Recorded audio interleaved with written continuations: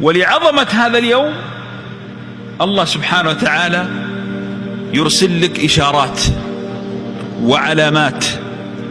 انتبه، هناك علامات صغرى وهناك علامات كبرى.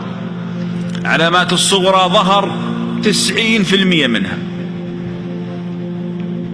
ومن عهد الرسول صلى الله عليه وسلم أنزلت آية قبل 1400 سنة، وهي قول الله: اقترب للناس حسابهم وهم في غفلة معرضون.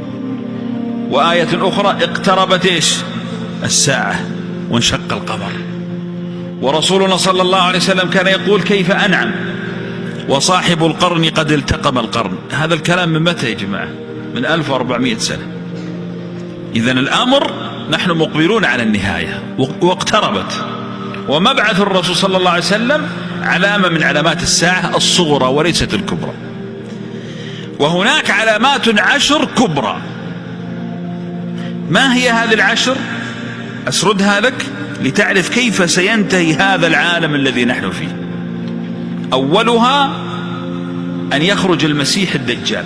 هذه أول علامة من العلامات 10، وهو رجل أعور، فتنة من أعظم الفتن التي ما من نبي إلا حذر أمته منه.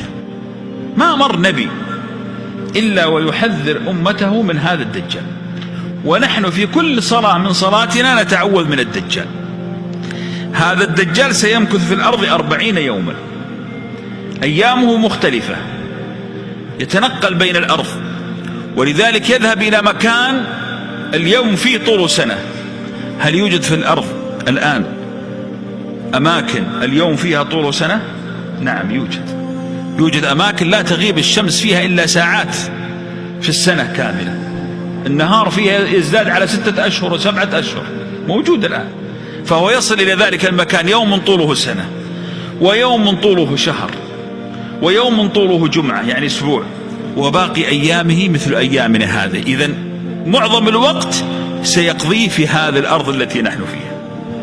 ينطلق يعيث في الأرض فسادا، يفتن الناس في دينهم، يجري الله عز وجل على يديه خوارق من خوارق الأمور يختبر فيها المؤمنين. لا يثبت إلا من ثبته الله عز وجل. فأسأل الله أن لا يعرضنا للدجال، لأنه مصيبة فتنة. يأتي إلى الرجل فيخرج، يقول: هذا قبر أبوك؟ فيقول: نعم. يضرب على القبر فيخرج.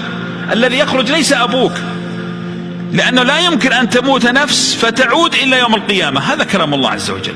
لكن الذي يخرج شيطان على هيئة أبيك فيقول: يا ولدي اتبعه فإنه على الحق.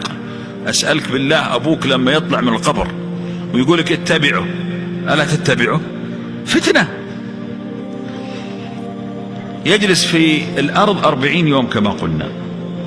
في أثناء ما هو موجود تنزل الآية الثانية، وهي نزول عيسى بن مريم صلى الله عليه وسلم. ينزل عند المنارة البيضاء شرقي دمشق كما قال عليه الصلاة والسلام. ينزل تحمله الملائكة، ينزل وقت الفجر، فإذا نزل وإذا بالناس تجتمع لأداء الصلاة فلا يصلي فيهم، يقول: تقدم يا نبي الله، فيرفض أن يصلي فيهم إكراما لأمة محمد صلى الله عليه وسلم، فيصلي مأموم وهو نبي من كرامة هذه الأمة. ما هي مهمة عيسى بن مريم؟ عيسى بن مريم يمكث في الأرض 7 سنوات. ينطلق في الأرض، أول مهمة يبحث عن الدجال لينتهي من فتنة الدجال، فيبحث عنه يبحث عنه يبحث عنه حتى يدركه في فلسطين في موقع اسمه باب اللد. الدجال أين سيخرج؟ سيخرج في أصفهان في إيران. وأين سيوجد ويموت؟ سينتهي ويموت في باب اللد في فلسطين. ما يلفت انتباهكم هذا الأمر إلى شيء؟ إيران هناك الرافضة، وفلسطين هناك اليهود. الآن سيخرج من أرض الرافضة ويموت في أرض اليهود.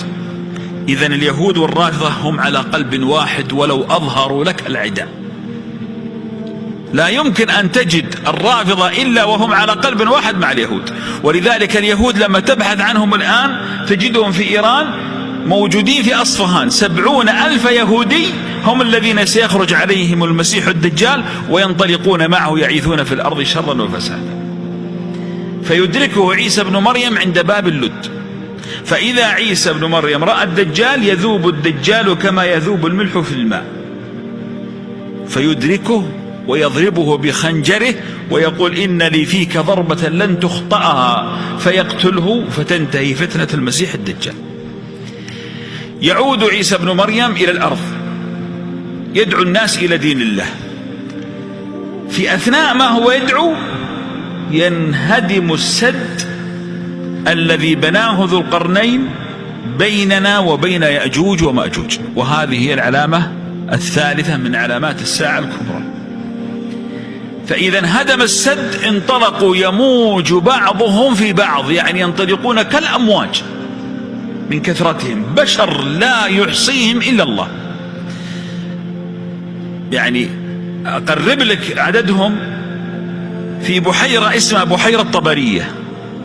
هذه البحيرة في شرق فلسطين، طولها 30 كيلو، وعرضها أقصى عرض لها تقريبا 4 كيلومتر.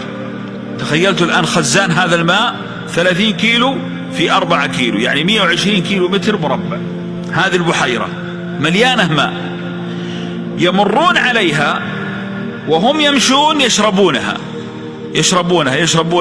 فإذا وصل آخر واحد فيهم يقول لأصحابه، يقولون كان هنا ماء.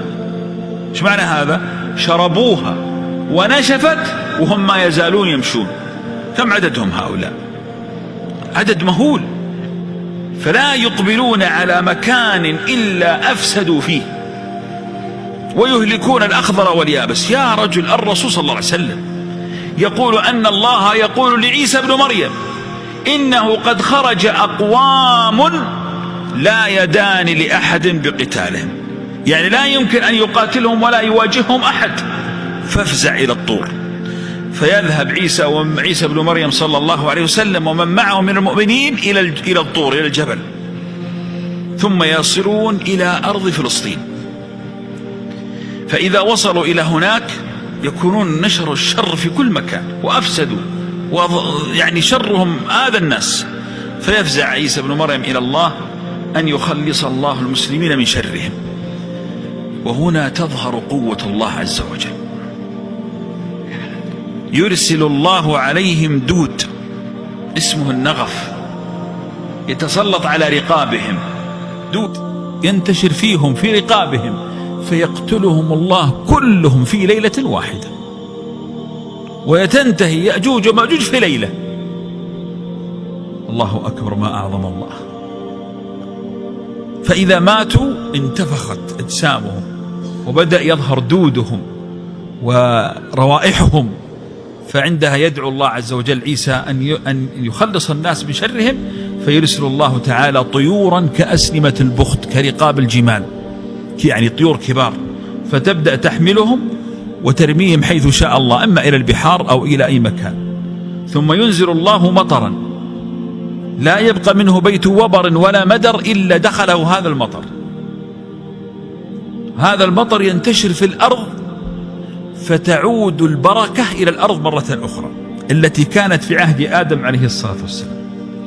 من وصف البركة أن الرسول صلى الله عليه وسلم يقول يجتمع القوم اللي هم من 3 إلى 9 رجال يستظلون في قشر الرمانة، ليس في قشر في ظل شجرة الرمان، لا، الرمانة نفسها من حجمها وضخامتها أن 7 رجال يجلسون تحتها من شدة البركة التي تنزل في الأرض.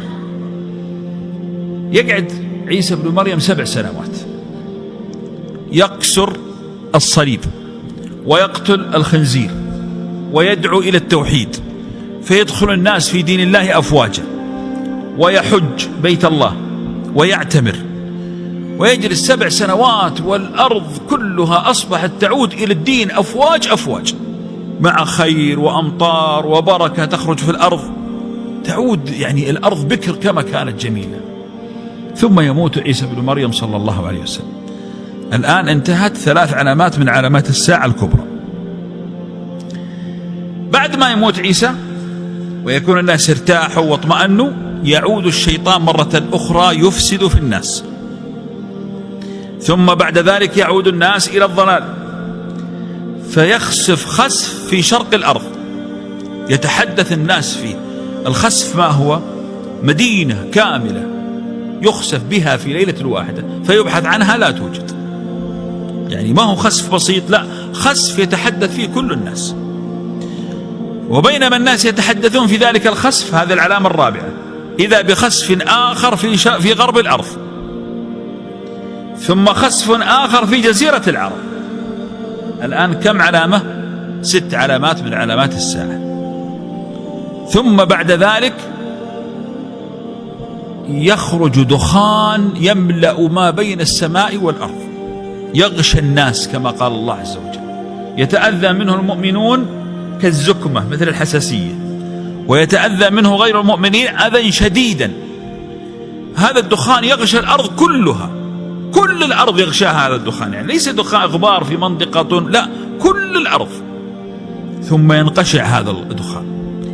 هذا الدخان هو إنذار لآخر 3 علامات، وهي التي قال الله فيها: يوم يأتي بعض آيات ربك لا ينفع نفسا إيمانها لم تكن آمنت من قبل. 3 الأخيرات هي الختامية.